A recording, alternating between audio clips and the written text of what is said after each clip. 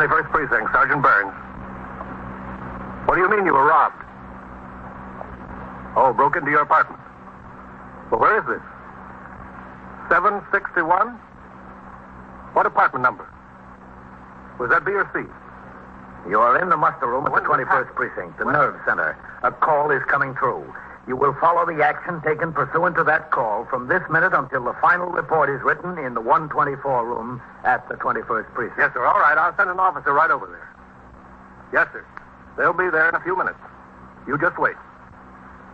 That's right. Yes, sir. Just wait there. 21st Precinct. It's just lines on a map of the city of New York.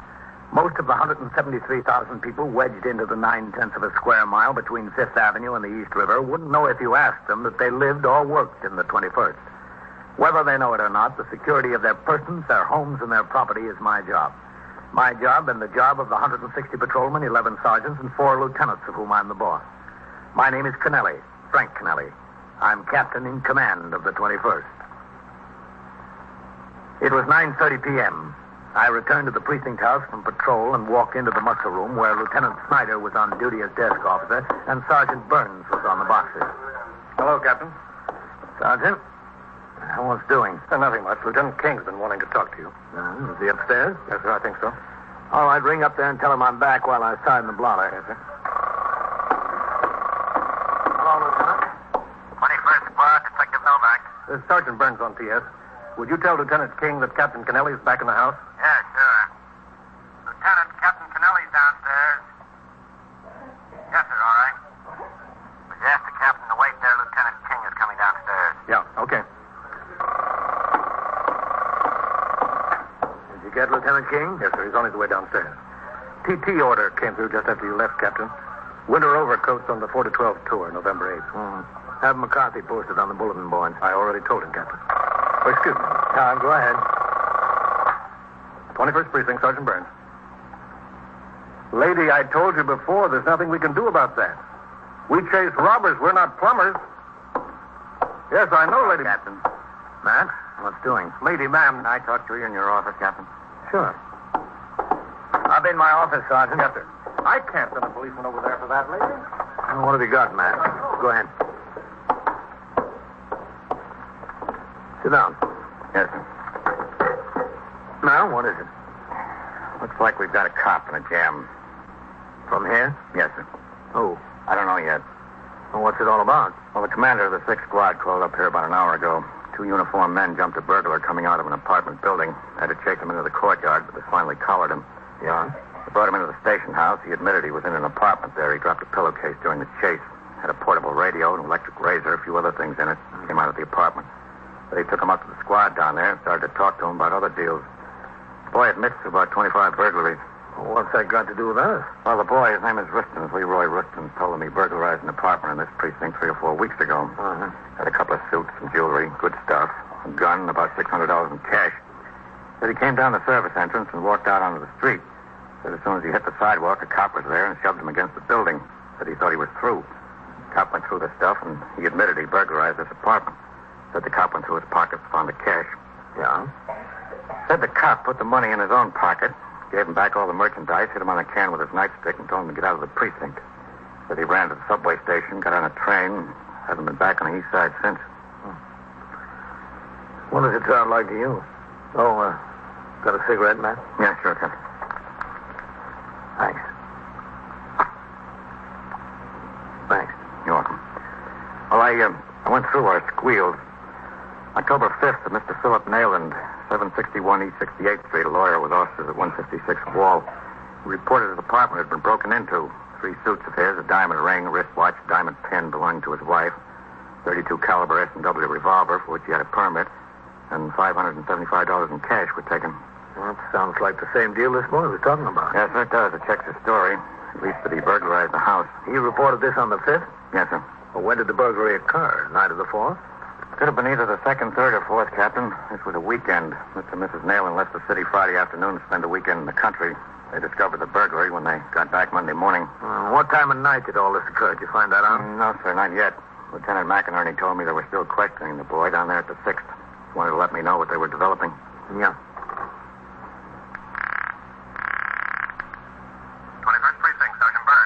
Sergeant, 761 East 68th Street is on what post? Post number 9, Captain. All right, Sergeant. Get out the telephone record and the post list for the 4 to 12 and the 12 to 8 tours for October 2nd, 3rd, 4th, and 5th. Yes, sir. And bring them in here and bring the blotter, too, right away. Something the matter, Captain? Yeah, something's the matter. Get those records out and bring them in here. Yes, sir, right away. For this and other purposes, the records of the precinct contain a detailed account of the movements of every member of the command. The blotter, for instance, shows for each tour in the handwriting of the desk officer the assignments of patrolmen to posts and motor patrol duty, the time each post is vacated for meal periods, all post changes and movements during a tour of duty, and a notation of the nature, time, and location of duty performed by each member of the command. From these records, Lieutenant King and I narrowed the possibilities down to 4 patrolmen who would work post number 9 on either the night or late tours October 2nd, 3rd, 4th, and 5th. In order to narrow the list still farther, we drove to the 6th Precinct at 135 Charles Street in Greenwich Village to interview the burglary suspect. There I stopped at the desk to sign the blotter as a visiting captain. Then with Lieutenant King, I went upstairs to the 6th Detective Squad. Yes, sir. Can I help you? We're in the job. This is Captain Kennelly of the 21st Precinct. I'm Lieutenant King. Oh, yes, sir. Lieutenant McInerney's in his office. Thanks.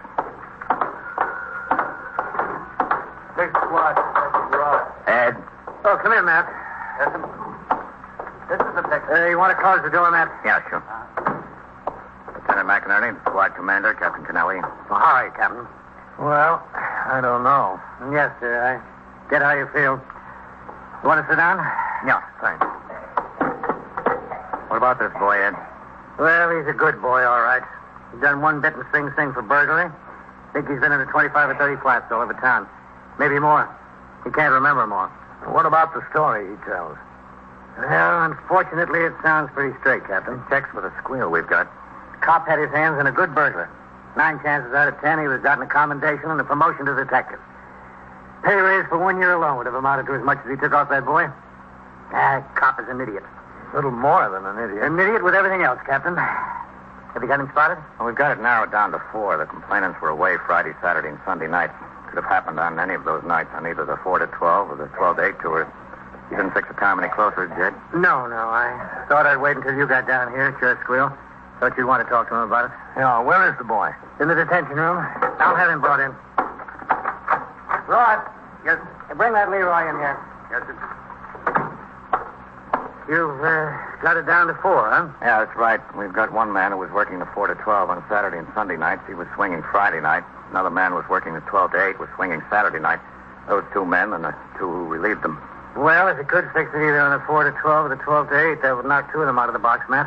Yeah, if we could get the right night from the boy, it'd be down to the man. This Leroy was pretty vague about dates and times. He's been in so many flats, he doesn't know one from the other. Yeah, who is it? Ross, Lieutenant. Well, come in. Go ahead, Leroy. Where? Over here. Listen, I was sleeping back there. You woke me up. From now on, Leroy, your time's not your own. Sit down there. Yes. Okay, Rod, thanks. Yes. Leroy, this is Captain Kennelly and Lieutenant King. They're from uptown, the 21st. They want to know something about that officer taking the money off him. Oh, yeah. You told Lieutenant McInerney it was $500 or $600. That's right, yeah, $500 or $600. You burglarized an apartment there. You took some suits, the guns, some jewelry, and the cash. When'd you have time to stop and count the money? Well, you know how human nature is. I found the cash in the drawer there. The first thing I was tempted to do was look at it. I saw a couple of hundreds, a couple of 50s, the 10s, the 20s. I figured 500 to 600. I shoved it in my pocket. What'd you do with the gun you got out of there? Oh, I don't care for guns. I figure you have a gun on your hip, you're going to shoot it. I never did go in for that kind of heavy stuff. I gave it to a very good friend of mine. What's his name? His name is Jack Truro. But he don't have it. He sold it, he told me. A lot of nerve. I give him the gun and he sold it. To a stranger. Where is this Jack Truro? Can we locate him? Oh, it's the easiest thing in the world, but he don't have the gun. Oh, where is he, Leroy? He's in the tombs. He got picked up last week on a deal. Where'd he get picked up? In Times Square. I told him a dozen times if he's going to go in a public place like Times Square, he shouldn't wear a sports jacket that's 3 sizes too large for him. You know, a real fine sports jacket. Cashmere, what do you call it? Well, anyway, he got it out of some flat and he fell in love with the cloth. The cloth was fine, but in a million years it couldn't have been his jacket. Some detective stopped him on Broadway and said, "Hey, Bud, where'd you get the coat?" That was that. Well, that's what comes of being too much a clothes horse, you know? Yeah, to get back to the night you got the gun and the money up on the 21st. Oh, I don't know. It's the 21st. I couldn't swear. It was. You remember what night it was? What night? What do you mean? Well, it had to be either Friday, Saturday, or Sunday. No, I couldn't remember what night it was. I've been working almost every night. You know, my memory doesn't serve me on that. It was during the World Series, wasn't it? Oh, yeah. You know, you're right. When you come to think of it, it was during the World Series. I remember I was in the flat. I was going around looking through drawers and in the closets, and I found some rain checks for the game the day before. Box seats. I figured, boy, what a lucky guy I'm hitting. Box seats. I wished it was me. Who were you for? In the series? Yeah, in the series. The Brooks. I had a $20 bet with Jack. Jack has died in the wolf for the Yanks. Oh, yeah. I was feeling good because the Brooks win it after dropping the first two. It was the same day, I remember. Erskine Fan 14, a new series record, you remember. And it was Friday night you were in that flat on E68. I don't know if it was Friday night. I don't know if it was E68. All I know, it was the day Erskine Fan 14. That was Friday, October 2nd. If you say so, okay. What time of night was it, Leroy? Time of the night? Yep. Well, that also would be kind of hard to say. Well, let's start at midnight, huh? Would you say it was before or after midnight? Well, does it make a difference? Yeah. What'd you do before you went over and broke into that flat? Let's see, I don't know. But I can tell you what I did after. I met Jack, and he and I, we went to my place to drop the suits and the scum I got. Jack sure figures in your life a lot, doesn't he? Well, he's my best friend. Oh. And then from my place, we went over to meet a girlfriend of his after she got off work. Oh, yeah. Yeah, it must have been 10:30 or 11 I hit the flat because this girlfriend of Jack's, she works in the cafeteria down here in the village over on 7th Avenue. She gets off at midnight. You're sure about that? I'm telling you. Well, that pretty well sets the time for you, Captain. Friday, October 2nd, during the 4 to 12 tour. Yeah. Leroy, you think you'd be able to identify the officer who took the money off you? Well, to tell you the truth, I don't know about that. What did he look like? A cop with a blue suit. Was he young? Was he tall? What? Look, Cap, I wasn't interested in what he looked like. Young, tall, short, I don't know. All I could see was a cop. I was nailed. When he took the money, slapped me with his stick and said, go, I went. I didn't turn around to see what color eyes he had. Well, we're going to give you a chance to identify him, if you can. If I can, I will. I opened up and told you about this, didn't I? If I didn't want to help you, I could have clammed. Cop catches me, takes me in, I got no beef against him. But if he turns out to be a bigger thief than me, I got no regrets at all. Except maybe my good friend Jack is laying in the tombs, all alone in the world. Yeah, well, don't worry about that, Leroy. You'll be down there to keep him company. Lieutenant King, Lieutenant McInerney of the 6th Squad, and I continued to interrogate the burglary suspect, Leroy Rustin. The officer he referred to was most likely Patrolman Philip Austin, who the record showed was assigned to post number 9 during the 4 to 12 tour on Friday, October 2nd. It was decided to continue the investigation at the 21st, and arrangements were made to transport the prisoner in the custody of Patrolman Nestico of the 6th Precinct, one of the arresting officers. Before we left, I phoned through CB to Lieutenant Snyder, the desk officer at the 21st, and gave him instructions to detain Patrolman Austin and all other members of his squad, which again was working the 4 to 12 tour, for my arrival. At 12:10, after having been relieved from his post, Patrolman Austin returned to the station house and walked through the front door into the muster room. Austin? Yes, Sergeant. Come here. What is it, Sergeant? Just a second. 21st Precinct, Sergeant Burns. Lieutenant who? Lieutenant Gorman isn't due in here until 8 a.m. Yes, sir. That's all right. Hey, what's the trouble, Sergeant? Captain wants to hold your platoon. Yeah? He's on his way uptown. Wait for him in the back room. Why? Just wait. Oh, listen, Sergeant, my wife's brother has a birthday party tonight. I told him I'd get over there as soon after 12 as I could. You'll have another birthday next year. What do you say, Phil? Farrell? Yes, Sergeant. Come here. What's it all about? Want to see me, Sergeant? Yeah, wait in the back room with the captain. He'll be back in a minute. Oh, what's the trouble? There's no trouble. Just wait. Okay, Sergeant. And don't change from your uniforms. Leave them on. Listen, Sergeant, he's liable to be another hour. Will you stop giving me an argument? Now, go ahead. Sure, Sergeant. Come on, Phil. Yeah. I don't know. Why do I have to get all the dirty details? Should have beat the living daylights out of me. Oh, it's not that bad. Hi, fellas. Hi, Carl. Anybody know what this is all about? Ah, beats me. Big deal. Come on, Austin. Sit down. No sense getting worked up about it. I don't know if the captain wants to see us. Where is he? Look, we're all in the same boat. Yeah, but you got no place to go except home and to bed. Every time somebody can think of some extra detail, they think of us. Don't get mad until you find out what it is. Hi, Austin. What's doing? You know as much as we do. Grab a seat. Oh, they probably got the midnight snack on the table over there right now. And the beer is just flowing. Stop aggravating yourself, will you? Well, what do you expect me to do? I'm out walking a post for 8 hours. When the tour's over, my time should be my own. This is something I'm going to take up with the PTA delegate. Watch it, Skipper. I'm sorry to hold you, man. It's all right, Captain. Oh, Lieutenant. Now. Lieutenant King and I would like to have you stay around a few minutes to help us out on something. That all right with you?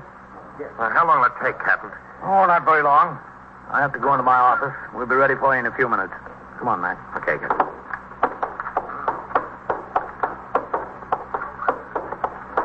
So that's Austin. Yeah. Haven't you met him before? I've seen him around, yes, sir. Oh, Sergeant. Yes, sir, Captain. You getting the other men in here? Yes, sir. The rest of them should be in right away. All right, Sergeant. When they get here, you send them into the back room. Then let me know. I'll be in my office. Yes, Sergeant, would you ring upstairs, have Novak come see me in the captain's office? Yes, sir. What kind of a record has Austin got in the department, Captain? Oh, just fair. Good educational background. 2 years in medical school. He was in the fire department first. Switched jobs. Nothing outstanding in this department. Up on charges once about 3 years ago for leaving his post without permission. Not in this precinct. Lost 5 days' pay. No trouble with him since. He isn't the best man I've got, but as far as I know, he's been doing his job. Go ahead, man. Thanks, Miss Pico. Well, what's going to happen? Don't get in a hurry, Leroy. You've got plenty of I'm time. not getting in a hurry. I'm just getting hungry, that's all. Is there a delicatessen close? I'd like to send out for a sandwich. It was just my luck to get collared right before supper. You'll get something to eat in a little while. Well, there's no time like the present. Leroy, you told us you burglarized a flat. On your way out, a police officer collared you. That's right. That's the honest-to-goodness truth. Now, we want you to identify that police officer. Well, I told you I didn't know whether I could do that. You stood there and talked to him, didn't you? Well, for how long? It was only a couple of seconds, like that, that's all. That's long enough to get a look. Well, it was in the nighttime. It was dark. Wait a minute. Let me get this straight. Where was this? Right outside the service entrance of that apartment building? Yeah, that's right, right outside. As soon as you came out that door. Yeah. It was like he was waiting there for me when I came out the door. Listen, couldn't you send up for a sandwich for me? Soon, Leroy. I'd like a corned beef on rye with coleslaw and some pickle, also coffee. Yeah, as soon as we get through here. Yes, who is it? Novak. Come in. You want me, Lieutenant? Yeah, Novak, I want you. Yes, sir. Tell you what I want you to do. Write down that. I'm entitled to get something to eat before you ship me down to the tombs. The bill of fare down there ain't nothing to write home about, you know. I saw this girl who goes with my good friend Jack the other day. She was down there to see him. He says the bill of fare hasn't improved any since the last year or so either. Yes, sir. And Jack ain't hard to please when it comes to food. You give him any old slop and he's happy. All right, get going, Novak. Yes, sir. All right, I guess we're about set, Captain. Set for what? To give you a look, see if you can identify that police officer. Well, I told you I didn't know whether I could do that. I couldn't tell him from Adam. Well, we think we can, Leroy. We think we know who he is. We want you to give a look and see if you agree with us. There are 20,000 members of the police department of the city of New York. With their families, the force comprises a community larger than all but 94 of the most populous cities in the country. As in any group so large and from such varied backgrounds, occasional deviation of character is expected, and the methods of dealing with it are provided for in the laws of the state, the rules and regulations of the department, and the manual of procedure. These provisions afford the same protection to an accused police officer as to any other suspect. In all criminal cases, identification is usually the most important criterion. In this one, we proceeded to determine whether the burglary suspect, Leroy Rustin, could identify the police officer he accused.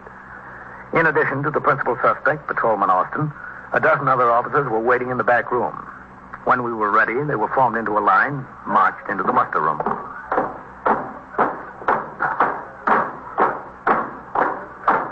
Detail. Up. Left. Straight. Right. Good. First. Ready. Listen, Sergeant, what's this all about? I got a date. What's the story? All right, I'll tell you what the story is. We're conducting an investigation. We're holding a man who's made an accusation against a patrolman. I want to see right here and now if he can identify that patrolman. Oh, Farrell, would you go into my office and ask them to come in here? Yes, sir. Right away, Captain. What's this cop supposed to be accused of, Captain? Among other things, receiving stolen property and failing to take proper police action. All right. Come over here, Leroy. I'll come there, but I don't know what good it'll do. Now, there's a squad of police officers here, Leroy. Take a good look at every one of them. Yeah. Then you tell us if you see the man who took the money off you. And, Leroy. Yeah? You say this police officer spoke to you. If you want to hear the voice of any one of these men, just ask him to talk. If he asks any of you to talk, state your rank, name, and shield number. Go ahead, Leroy. Take a look.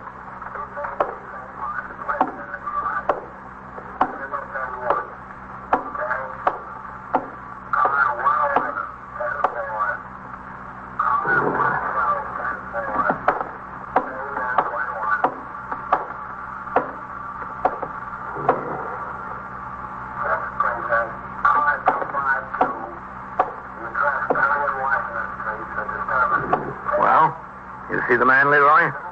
I don't know. Take another look. I'd like to hear this fella say something. Go ahead. Name, rank, and shield number. Patrolman John Farrell, 24381. No. And let this one talk. Go ahead. Patrolman Philip Austin, 31650. Would you come again? Patrolman Philip Austin, 31650. No. I can't make him. I don't see him. You want to take another try down the line? I can't make him. It was too dark there. I told you that. All right. Austin, Farrell, wait in the back room for a while. Sergeant, dismiss the squad. Come on, Leroy. I'm coming. All right, let's go back in my office. I'll go any place. Captain, how long do you think we'll be? Not very long, Austin, I hope. Yes, sir. Let's go. Don't look at me like that. What did you want me to do? Say it was somebody if I wasn't positively sure? What do you take me for? Did you think it was any of the men there? Didn't I tell you it was dark? Go ahead, inside. Lieutenant. Yes, Novak. Sit down over there, Leroy. What I want to know is when I'm going to get something to eat. I went over there, Lieutenant. We'll get you something to eat, Leroy. That's good. I could starve to death around here. Well, we wouldn't let you starve, Leroy. Good job. Leroy, there's something I'd like to get straight. Sure. You said you couldn't see the cop over there because it was pitch dark. Is that right? Yeah, that's right. At the service entrance? Yeah, the side door, the service entrance. Novak, Yes, Lieutenant. you just came back from that apartment over there, right? Yes, sir. Did you look at the service entrance where the cop was supposed to have collared Leroy? Yes, sir. Was it dark? Now, there's a light over the door. The super told me it's never out at night. In addition, that door is right under a street light. Would you say it's light enough over there to see a man's face? Lieutenant, it's light enough to read a newspaper. What have you got to say about that, Leroy? Listen, maybe the electric was off The there. electric wasn't off, Leroy. You're just a plain liar. Been wasting our time all night. No, I've been giving it to you You've been straight. going around corners. Now, we're not going to waste any more time. What about it? Did you see that cop or didn't you? You don't want to waste any more time, huh? No. All right, I won't waste any more time. I didn't see any cop because there wasn't any cop. Then why the story? Well, it's very involved. No, this has been very involved all night. Yeah, Cap, you got a point. Well, I told the story for two reasons. One is I told it before to my good friend Jack. You see, he was in that flat with me. I didn't tell him about the money when I found it. Well, after we got out, we broke up and met later, just like I told you, at the cafeteria where his girl works. Well, I figured this flat we made might belong to some celebrity, and the papers would have the story and tell exactly how much cash was took. So I made up the little tale about the cop to Jack. He bought it because, being a thief, he believes that's the logical thing for a cop to do. That's what he would think. Yeah. So when I got collared tonight, I knew I was going to see Jack in the tombs again, so I stuck with the story because he's big. Boy, how big he is. In addition to which, if I played it along and told the same story, maybe I'd get a break, you know? Then the newspapers and the DA and everybody go for that stuff. I thought I'd get a break out of it. But I was honest. I didn't identify any cop. I didn't get anybody no jam, not me. No, you didn't identify anybody because you might have picked somebody who wasn't anywhere near that spot. Well, that's the point. I grant you that. I'll be right back, man. Yeah, but you still got to give me credit, huh?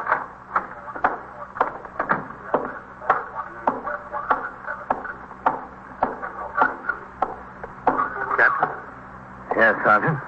is everything all right? Yep. Boy was lying. He pulled the whole story out of the air.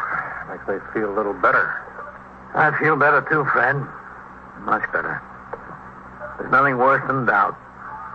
I had to know one way or the other. But he's in the clear. Definitely in the clear.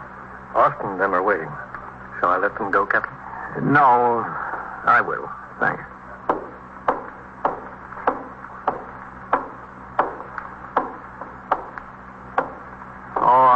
You men. Yes, sir, Captain. You can get changed now and go home. Yes, sir. Just a second, Austin. Yes, sir. Never mind. Good night. I'll see you tomorrow. Night, Captain. How do you like that? What? We have to stay around here on our own time on some deal we got nothing to do with. We don't even get a word of thanks. Well, what can you do? It's the trouble. There's nothing you can do. It's the job.